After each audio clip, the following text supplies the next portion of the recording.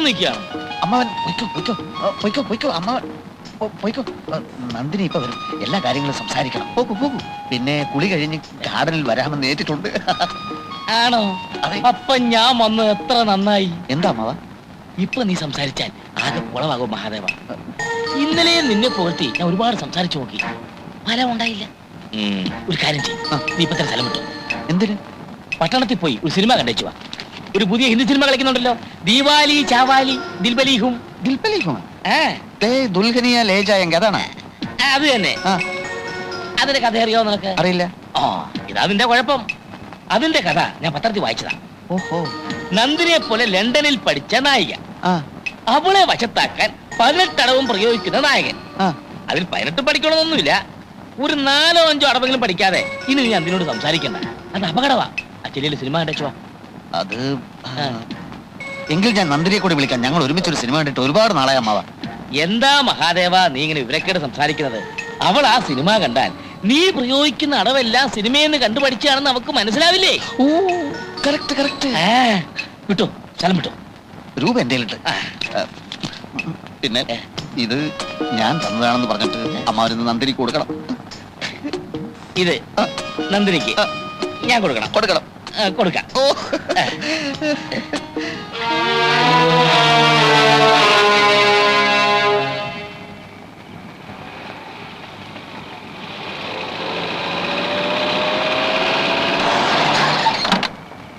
എന്റെ ദൈവമേ, ഇത് ആരായി വന്നിരിക്കുന്നേ? സാവിത്രി, നന്ദിനി, ഡോക്ടർ വന്നു. ഞാൻ കേറുന്നില്ല, നിർബന്ധിച്ചതുകൊണ്ട് വന്നു എന്ന് മാത്രം. ഒരു ആസ്മ പേഷ്യന്റ് അവിടെ ശ്വാസം മുട്ടി കിടക്കുകയാണ്.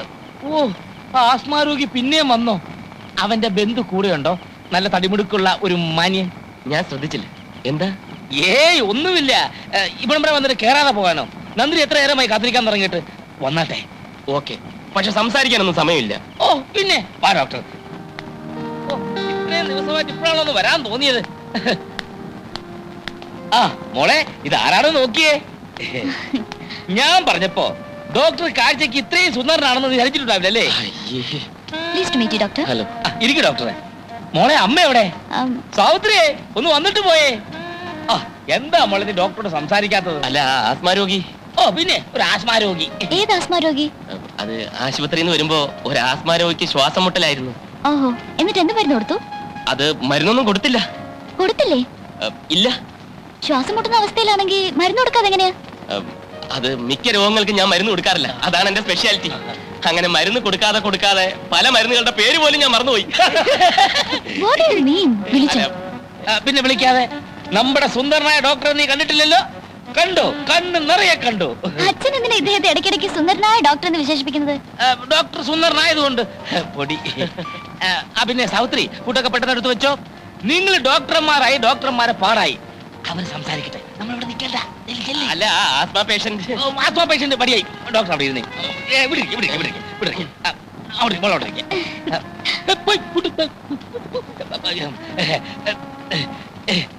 സംസാരിച്ചു. മരുന്ന് കൊടുക്കാതെ രോഗം മാറ്റുന്നത് എങ്ങനെ ഡോക്ടർ? സാധിക്കും. ചില പ്രത്യേക സാഹചര്യത്തിൽ അങ്ങനെ ചെയ്യേണ്ടി വരും. എനിക്ക് മനസ്സിലായില്ല. എനിക്കും മനസ്സിലായി വരുന്നതേ ഉള്ളൂ. മിക്ക രോഗങ്ങളെയും ഞാൻ സമീപിക്കുന്നത് മനഃശാസ്ത്രപരമായിട്ടാണ്. പേഷ്യൻസിന്റെ സൈക്കോളജി, അതിന്റെ കൂടി വല്ലപ്പോഴും ഇത്തിരി allopathy. Allopathy psychology, psychology allopathy, അതാണ് എന്റെ രീതി. അച്ഛൻ എവിടെ? ഡോക്ടർ എന്തൊക്കെയായി പറയുന്നത്? ഈ രക്തവാദം കൊണ്ടുണ്ടാവുന്ന ഒരു വ്രണമില്ല, ഉവ്വ്, അനാസിൻ ഗുളിക കൊടുത്ത് ഞാൻ ഭേദപ്പെടുത്തിയിട്ടുണ്ട്. ഈ ഗവേഷണം എന്ന് പറഞ്ഞാൽ എന്താ? കണ്ടെത്തൽ. എല്ലാം ഇവിടെയുണ്ട്, നമ്മൾ കണ്ടെത്തണം. ആഫ്രിക്കയിലെ ബറൂണ്ടി മലയുടെ കീഴിൽ കൊങ്കോമ എന്ന ആദിവാസികൾക്ക് അറിയാവുന്ന ഒരു പച്ചലയുണ്ട്. ആ ഇല ക്യാൻസറിനെ പരിപൂർണമായി ഭേദപ്പെടുത്തും. No, it's impossible. Yes, it is possible. വെനിസ്വേലയിലെ ഗ്രാമീണർ നമ്മുടെ ഈ കറിക്കത്തി ഉപയോഗിച്ച് ഹൃദയ ശസ്ത്രക്രിയ നടത്തും. I can't believe all these things. You have to. Miss Nandini പഠിച്ചത് തിയറി, ഞാൻ പറയുന്ന റിയാലിറ്റി ഇൻ പ്രാക്ടീസ്. ഡോക്ടർ എന്നെ ഒരു ഫൂളാക്കാനുള്ള ശ്രമമാണോ? അതുകൊണ്ട് എനിക്കുള്ള നേട്ടം മിസ് നന്ദിനി ഒന്ന് മനസ്സിലാക്കണം. FRCS വലിയ പഠിത്തമായിരിക്കും, പക്ഷേ 3-4 ലോക രാഷ്ട്രങ്ങളിലുള്ള അത്രയും വിവിധതരം രോഗങ്ങൾ ലണ്ടനിലില്ല. അതുകൊണ്ട് തന്നെ ഞങ്ങൾ അത്രയും പ്രാക്ടിക്കൽ എക്സ്പീരിയൻസ് നിങ്ങൾക്കില്ല. അറിഞ്ഞുകൂടാത്തതിനെല്ലാം ഇല്ലെന്ന് പറഞ്ഞ് നിഷേധിക്കുന്നത് വിവരക്കേടാണ്. മനസ്സിലായോ? I'm sorry, doctor. It is all right. എന്തോ രോഗം മരുന്ന് ഇതിനെപ്പറ്റി പറയുമ്പോൾ ഞാൻ പെട്ടെന്ന് ഇമോഷണലായി പോകും. I am also sorry. Doctor പറഞ്ഞത് ശരിയാണ്. എനിക്കറിയാത്തതൊക്കെ ഇല്ലാത്തതാണെന്ന് ഞാൻ ധരിക്കുന്നത് തെറ്റാണ്. Anyhow, you're a well-informed genius. Thank you. ഞാനങ്ങോട്ട് വരുവാന്നേ. ഭക്ഷണമൊക്കെ എടുത്തു വെച്ചിട്ടുണ്ട്. അതിനു മുമ്പ് നിങ്ങളോട് രണ്ടുപേരോടും വളരെ പ്രധാനപ്പെട്ട ഒരു കാര്യം എനിക്ക് പറയാനുണ്ട്. അതെന്ത് കാര്യം അച്ഛാ? അത് പറയുമ്പോ കേട്ടോ. പറയട്ടെ? എനിക്ക് പറയൂ. പറഞ്ഞോട്ടെ. അതിനെന്താ? എന്റെ ഒരേ ഒരു ആഗ്രഹമാണ് ഞാൻ ഈ പറയാൻ പോകുന്നത്. അതായത് നിങ്ങൾ രണ്ടുപേരും ഓ, പോകുന്ന വഴിക്ക് ഒരു പൂച്ച കുറുകെ ചാടി. അപ്പോഴേ ഞാൻ കരുതിയതാ എന്തെങ്കിലും പ്രശ്നമാകുന്നു. ഡോക്ടറിന്റെ ആശുപത്രി പോകാതെ ഇവിടെ കിടന്ന് ഇങ്ങനെ കറങ്ങുന്നത്. ഞാനിവിടെ നിൽക്കില്ലേ, നിന്ന് കറങ്ങല്ലോ. കാഷ്വാലിറ്റിയിൽ ആരെങ്കിലും വന്നാൽ ഡോക്ടർ ഇല്ലെങ്കിൽ ഞാൻ ഭയങ്കര സ്ട്രിക്റ്റ് ആണെന്ന് അറിയാലോ. ഡോക്ടർ അതോട്ട് വന്നല്ലേ മഹാദേവ? അവസാനമായിട്ടല്ലോ അമ്മാവൻ അറിയില്ലേ ഞാൻ ഭയങ്കര സ്ട്രിക്റ്റ് ആണെന്ന്. ഓക്കെ ഓക്കെ മിസ് നന്ദിനി, ഞാൻ പോകുന്നു. Nice meeting you doctor. It's my okay pleasure. Okay okay ഭക്ഷണം വിളമ്പി ഞാൻ വെച്ചായിരുന്നു. കഴിച്ചോളാം. ഞാനിപ്പോ ഏതായാലും വന്നത് നന്നായി.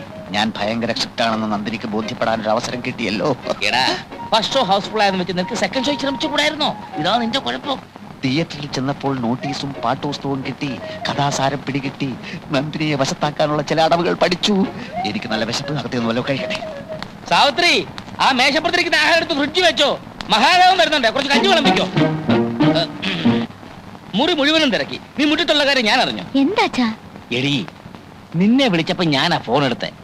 എന്റെ ശബ്ദം കേട്ടതുകൊണ്ടായിരിക്കണം പുള്ളിക്കാരനൊന്ന് പരിങ്ങി. ആര്? ആ, ഒന്നും അറിയാൻ മേലാത്തതുപോലെ. എടി, നമ്മുടെ ഡോക്ടറെ, ഓ. ഡോക്ടർ രാജഗോപാൽ. ആ, നീ ഉടനെ ഹോസ്പിറ്റലിലോട്ടൊന്ന് ചെല്ലേ. എന്തിന്? അതെനിക്കങ്ങനെ അറിയാം. രണ്ടുപേരും ഡോക്ടർമാരാകുമ്പോ തമ്മി എന്തെല്ലാം കാര്യങ്ങൾ പറയാൻ കാണും.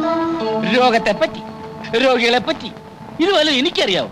ആ ചെല്ലി അങ്ങനെയോടെ നിന്നെയും കാത്തിരിക്കുക. പിന്നെ ഞാനെല്ലാം സൂചിപ്പിച്ച കാര്യത്തെ പറ്റിയും പുള്ളിക്കാരൻ വല്ലതും പറയാനുണ്ടെങ്കിലോ? എനിക്കൊന്നും മനസ്സിലാവുന്നില്ല അച്ഛാ.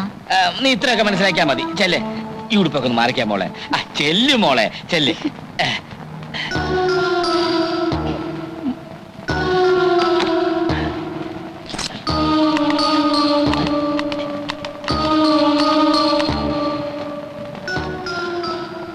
ഹലോ, ഇത് ഞാനാ, തമ്പി മുതലാളിയാ. അല്ലല്ല, നമ്മളിപ്പോ അങ്ങനത്തെ ഒരു ബന്ധമല്ലല്ലോ. അതെ, എന്റെ മോക്ക് ഉടനെ ഡോക്ടറെ ഒന്ന് കാണണമെന്ന്. ഓ, ഒന്നും അറിയാൻ മേലാത്ത പോലെ. രണ്ടുപേരും ഡോക്ടർമാരാകുമ്പോ എന്തെല്ലാം കാര്യങ്ങൾ പറയാൻ കാണും. രോഗത്തെ പറ്റി, രോഗിയെ പറ്റി. ഇതുവല്ല എനിക്കറിയാവോ? ഇവിടെ ഇപ്പൊ പേഷ്യൻസിന്റെ തിരക്കാണ്. അവള് പുറപ്പെട്ട് കഴിഞ്ഞു. ആ, നെഞ്ചരിച്ചില്ലല്ലേ? ഒരു കാര്യം ചെയ്യും, എരിവും പുളിയും തൽക്കാലം ഒഴിവാക്ക്. എണ്ണയും അധികം വേണ്ട. 2 ദിവസം മരുന്ന് കഴിക്കും. എന്നിട്ടും നെഞ്ചരിച്ചിൽ മാറുന്നില്ലെങ്കിൽ നേരെ ഇങ്ങോട്ട് പോരെ. ശരി, ആ, ചെന്നാട്ടെ. വരട്ടെ. ഓ.